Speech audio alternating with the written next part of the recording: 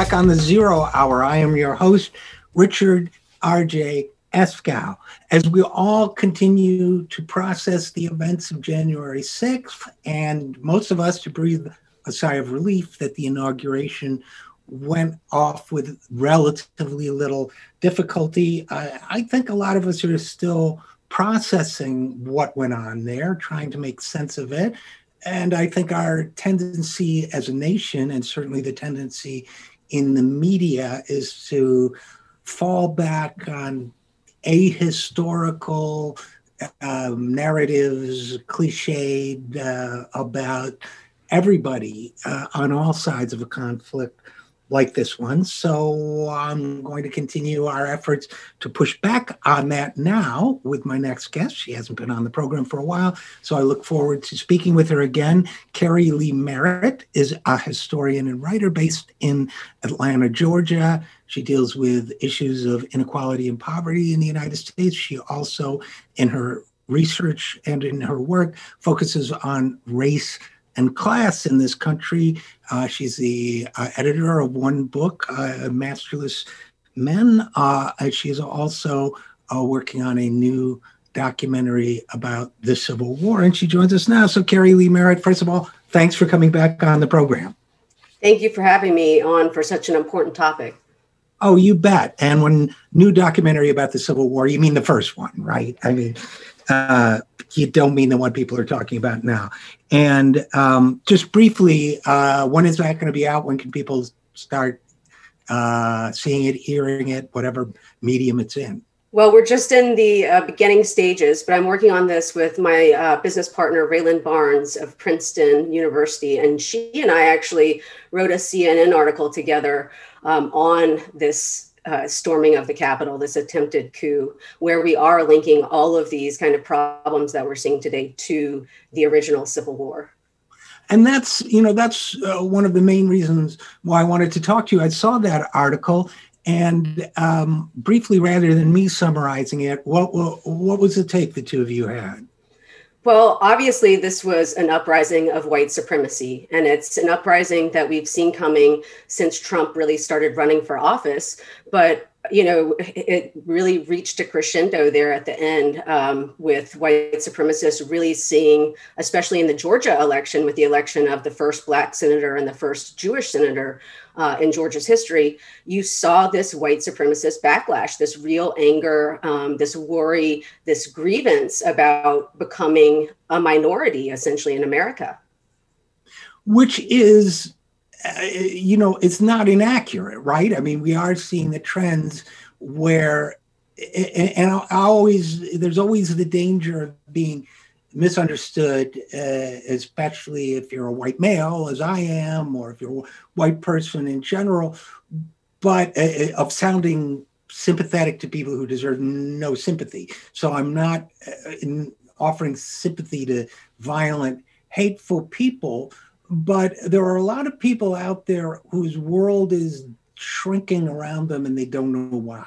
So it seems to me that sometimes people, not the hateful people, but the sort of next circle around them, the people who in the polls, for example, think maybe this wasn't a bad idea, or those types of folks.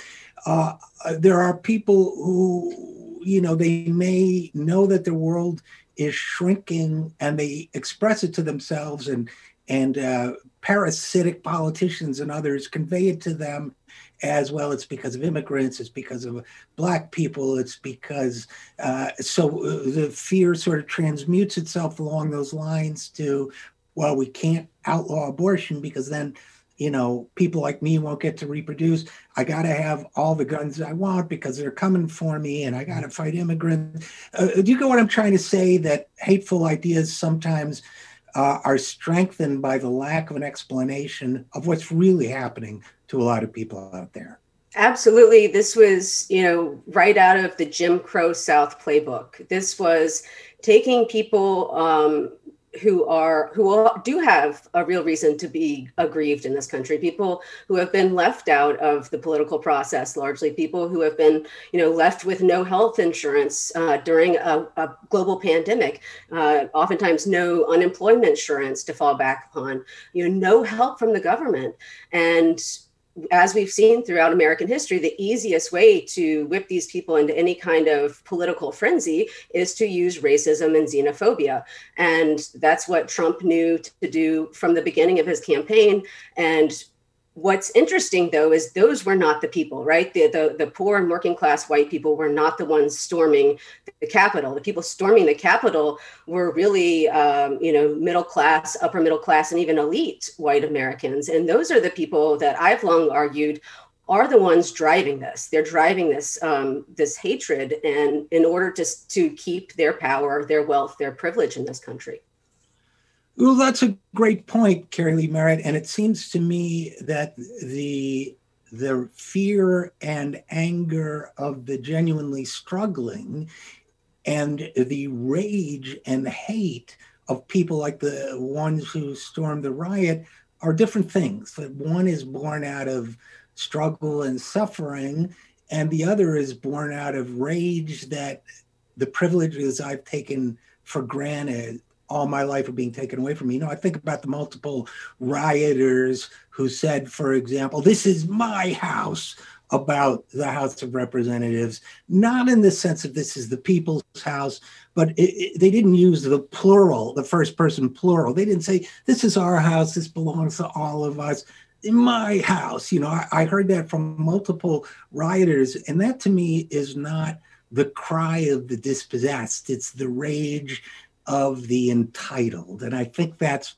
part of what you're saying, right? Right. We compared it to, we called it a new lost cause, essentially, because, of course, the old lost cause, the lost cause of the Confederacy, which was really led by the white elites, the slaveholders and their sons, their heirs. This was an ideology that did two things. It convinced all white people in the South and eventually in America in this kind of idea of this solid South where during the Civil War, it was the idea that all white Southerners joined the Confederacy and fought valiantly and bravely. And the second part of this is that they did so because slavery was not a bad institution, according to this lost cause theory, that it was really a benign institution that in some ways, really helped elevate Black people, this kind of sense of paternalism. And so this was a way to apologize for slavery and also say that the Civil War was not over slavery.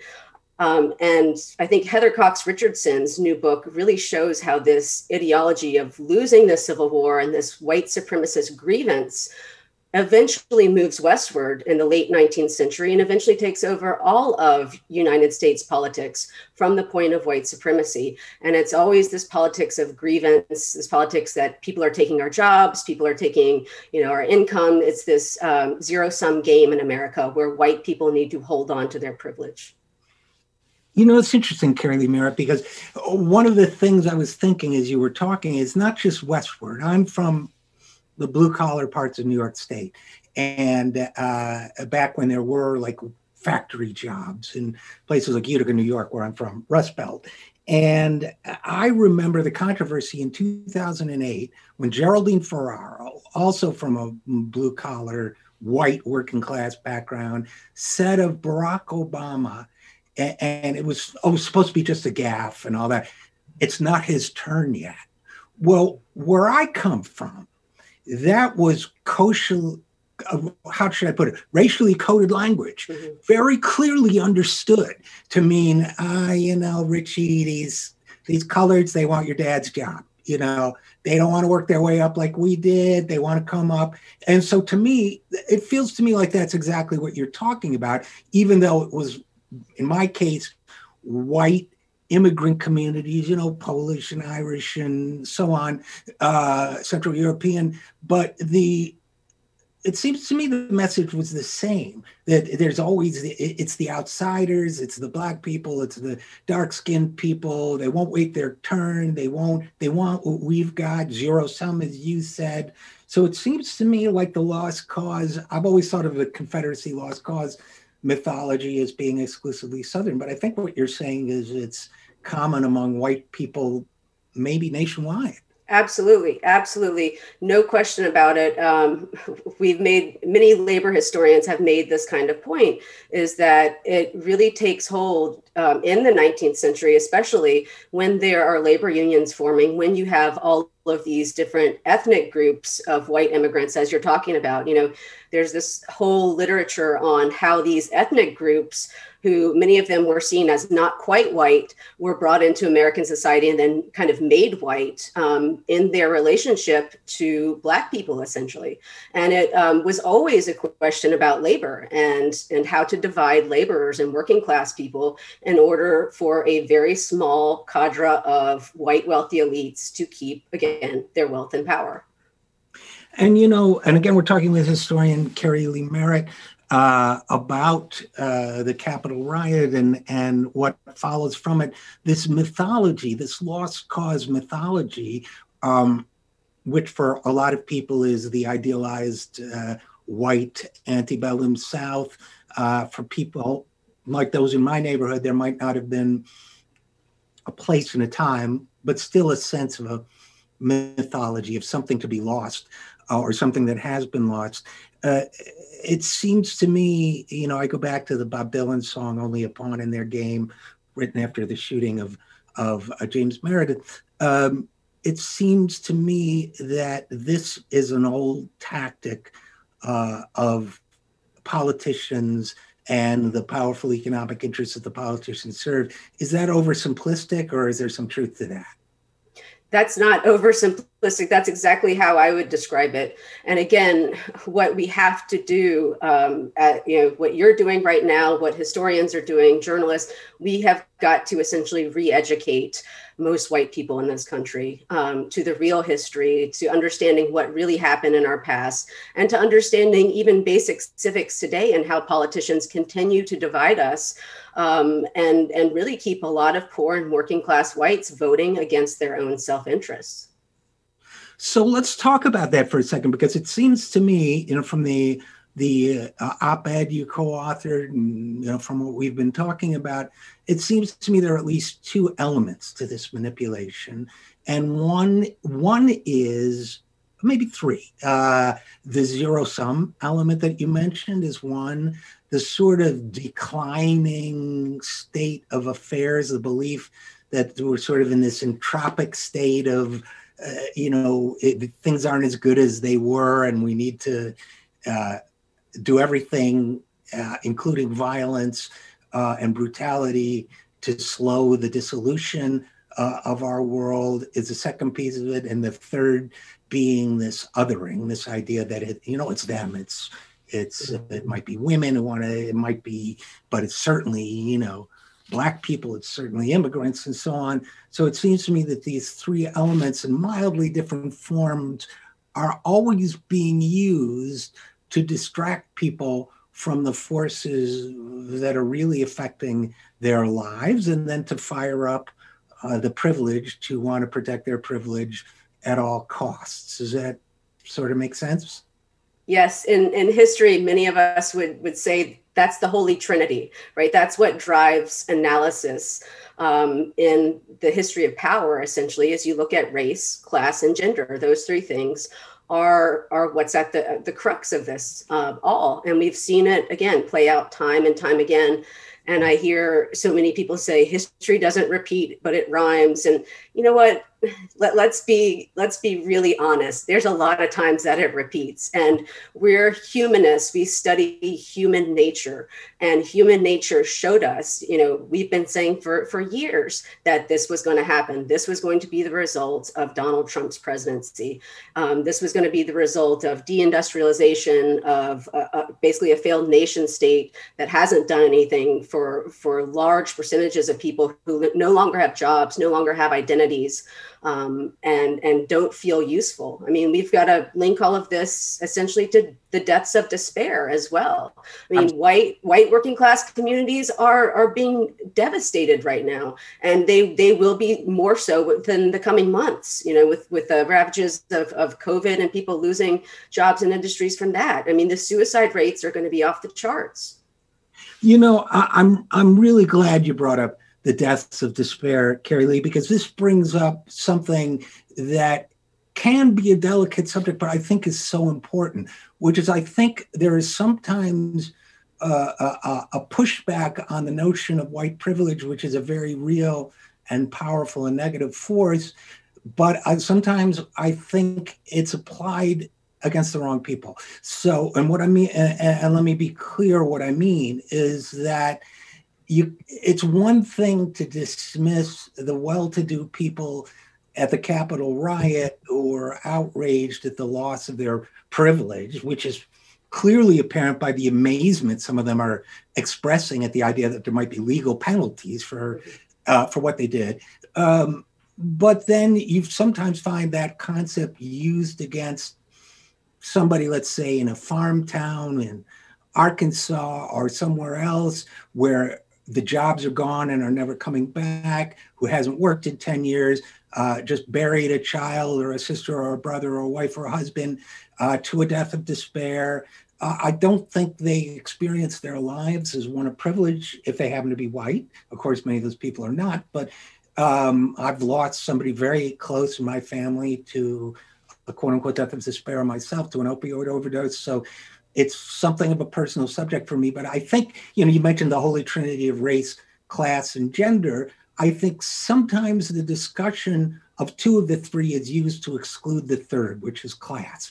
And that we can't ignore the fact that many people should be reachable with the right explanation of what's happening to them, but that sometimes I hear a false dichotomy being set up between, let's say, race or gender and class, when to me, in terms of understanding problems and solving them, they're more like an interlinking triad. But what are your thoughts on that?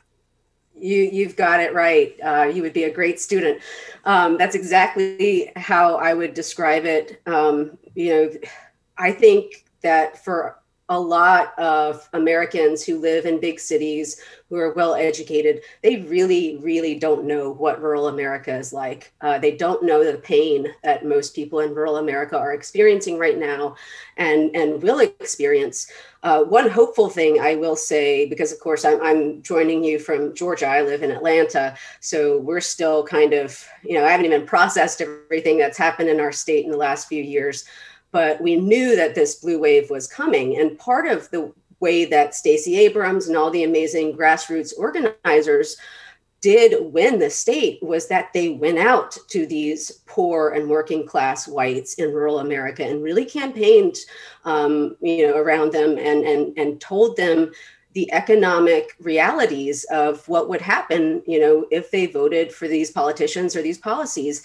And just simple education. I was driving through all of South Georgia in the last few weeks. And for the first time in my life, living here my whole entire life, I saw signs for the Democratic senators and even for Biden and Harris in white trailer parks in South Georgia. I've seen the flip there. It can be done. And, it could even be argued that a stronger set of pro-worker policies would go further. So Keri Leigh, this is what I was looking for before this segment. I found that this is for a writing project I'm working on. I did some research into McDowell County. Originally when I was working for Bernie Sanders and he was going to go there, but then for a writing project I'm working, sorry about these weird glasses, but McDowell County after 2016 was kind of written about as, well, where these weirdos voted for Trump. This was for the Northeastern press. It's kind of like, come watch the strange freaks who support this guy you hate. But so I studied the electoral history of McDowell County, which is predominantly, but not exclusively white, West Virginia. And here's what happened. Bernie Sanders won 1,488 votes in the primary. Hillary Clinton won 817. Trump got 785. So Bernie actually almost beat Hillary and Trump combined. The general election results, Hillary Clinton, 1,438. which is less than Bernie received in the primary, which is interesting. Donald Trump, 4,629. Didn't vote, 11,433. So that says to me that the county that was excoriated as Trump country, it was an overwhelming victory for none of the above, right? And yet we call it, too many Democrats and liberals call it Trump country. I guess you get where I'm going with this, which is, but I think that by dismissing rural voters in general and white Southern rural voters in particular, people get really mad when you bring this up because they think you're saying, well, be more racist and be less progressive. Not at all. I'm saying that a truly multiracial progressive agenda, if presented right, might even do better among these voters. But I don't know, but these numbers are evocative to me. What do you think? I absolutely think that the more progressive, the more leftist candidates do better in the Deep South. The Deep South has a history that's been completely ignored by, of course, people that write textbooks, but they have a deep, deep history of really, really radical labor parties and biracial and multiracial coalitions of working class and poor people, from the early years of Reconstruction to populism to even in the 1930s and 40s, the Communist Party in the South. So we do have that deep radical tradition. And if you look at a lot of the majority Black cities within the Deep South right now, a lot of these newly elected mayors, they're not liberals. They are far leftists, and people are looking for a change, and not just, Black, Indigenous, people of color, but white, poor and working class whites, because they have felt left out of politics for so long. And you're right, for so long, most of these people weren't voting. They're not going to vote for an establishment Democrat because to them, Hillary Clinton represents a legacy of being left out of the government. Democrats traditionally have not shown that they are able to deliver on any of the promises, but most of these people still don't have healthcare. They still don't have any kind of retirement funds that they can count on. They don't know what they're going to do if they get COVID and end up in the hospital with those kind of bills.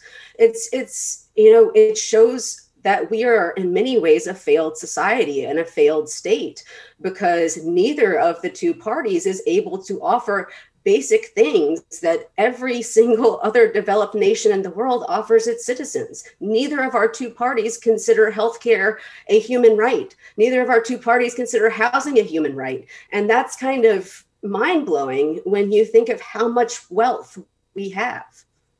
It really is. And if you go to places like West Virginia, the disparity is so glaringly obvious, including when you have a coal billionaire as governor and a lot of disenfranchised people struggling. Now, Troy Miller, this show's producer, Troy, who got me a little more closely involved in the politics of West Virginia as well. And but it's a long haul to push to undo what's been done over so many decades of disaffection, I guess, and come up with a politics that resonates with people. And then you get into the whole fake news phenomenon. I'm always loath, Keri Leigh, to use the term fake news because I don't think mainstream news is always that accurate either. But, the QAnon or whatever beliefs that Trump really did lose the election, belief that there were millions of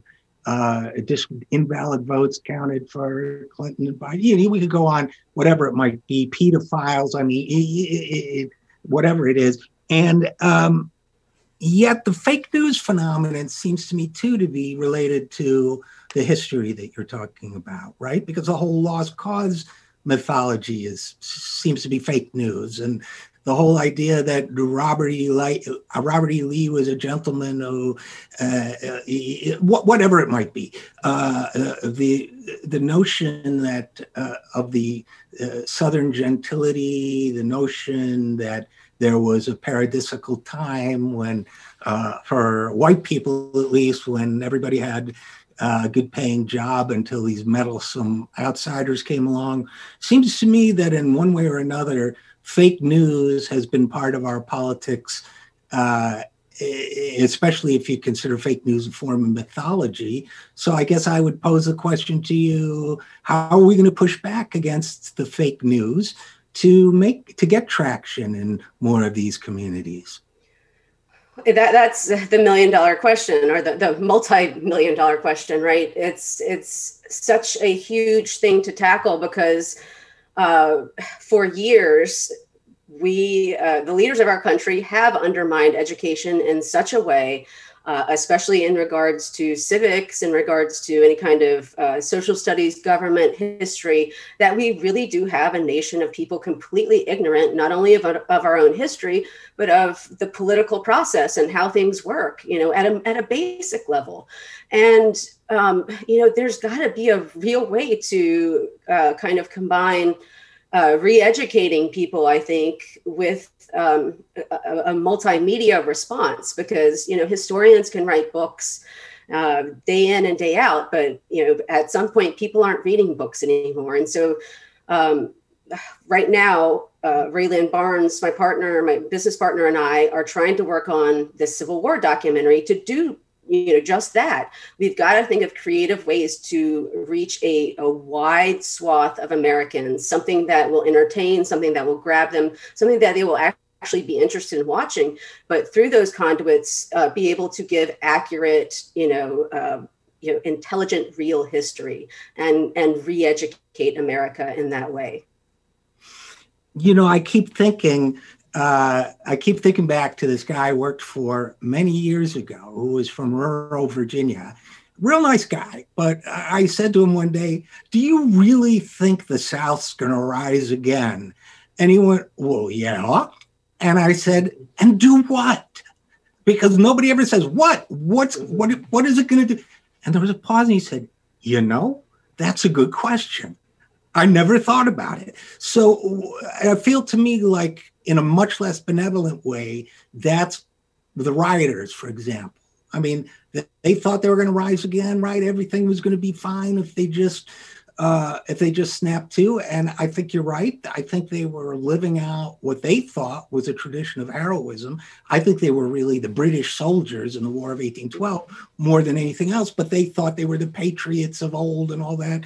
So your idea about how to convince people, maybe we need to get Hollywood to make a movie out of some of the characters in Masterless Men or whatever, some of those situations, the people of the past, black and white, who've resisted together, so that maybe we need to do more to elevate the culture, the shared culture of rural resistance. I mean, that's the only idea I've got, but it does seem to me as if that's the mission at hand, to counter this mythology. But have we missed any elements of the mythology? We've talked about the lost cause. We've talked about the sort of devolution myth that, things were better in a mythical older time. We've talked about the outsiders, the others. Are there any elements of this that we've overlooked? Well, I think what you just said about the media being so important, because think about the idea of the lost cause that most of us know in America. If you really think about the one singular cultural thing, it's Gone with the Wind, right? Gone with the Wind. And then aside from that, Birth of a Nation. And those two movies essentially shaped almost every single American's, maybe, up to the millennial generation. They really did shape Americans' ideas of what the Old South was like, what the Confederacy was like. And honestly, these Confederates, as seen in both of these movies, they also considered themselves the real true patriots, the heirs of the founding fathers of the U.S. They didn't see themselves as being insurrectionists. They saw themselves as the true patriots, and Northerners and everyone else as the radicals who were pushing the country in a way that the founders never intended. Yeah, and Keri Leigh Merritt, I've just got to get this off my chest because I've been seething about this inwardly for many years, and I've never talked about it publicly. The movie Mississippi Burning, which presents, and I know friends with one of the actors, but it just drives me insane that the FBI and the sheriffs, who were the actual villains of the 1950s and 60s civil rights struggles, the literal bad guys, are made I mean, J. Edgar Hoover tried to get Dr. King to commit suicide. They are made the heroes of this movie. And it seems to me that besides showing, Black and white folks resisting the system in the time, we've got to stop looking for white protagonists for a narrative that, as you said, was largely slaves freeing themselves. But you agree with that? I assume you agree with that, but if not, or if it's an analysis, let me know. Yes, we've got to recenter history, because again, as America becomes more multicultural, we have to make history be more multicultural. I mean, it always has been. It's just been that, white people are the ones writing the textbook. So we really need to reflect on, everyone who's living in America at a specific point in time to tell the whole true story. Well, you're certainly doing great work towards doing all of that. And don't you also have a podcast, or because we didn't mention that? So I do. It's called Meritocracy. It's on any of your favorite podcast stations or on YouTube. I did a great series with amazing historians, including Kevin Cruz and Carol Anderson, Brad DeLong, The Economist. So Those are all up there right now. And by the way, as an avid history reader, I just discovered the book, I'm blanking on the author, Carnival of Fury, about Robert Charles, the former slave who killed a number of people in New Orleans in 1900, exploring his backstory and the reception to that incident. So speaking, and my thought of it at the time was, it's amazing that more people didn't do that after having experienced the brutality of slavery and racism. But unfortunately, we're going to have to leave it there. Keri Leigh Merritt, and Meritocracy is with 2 T's, like your last name. Is that right? So we'll be looking for your Civil War documentary when it comes out. Please let us know.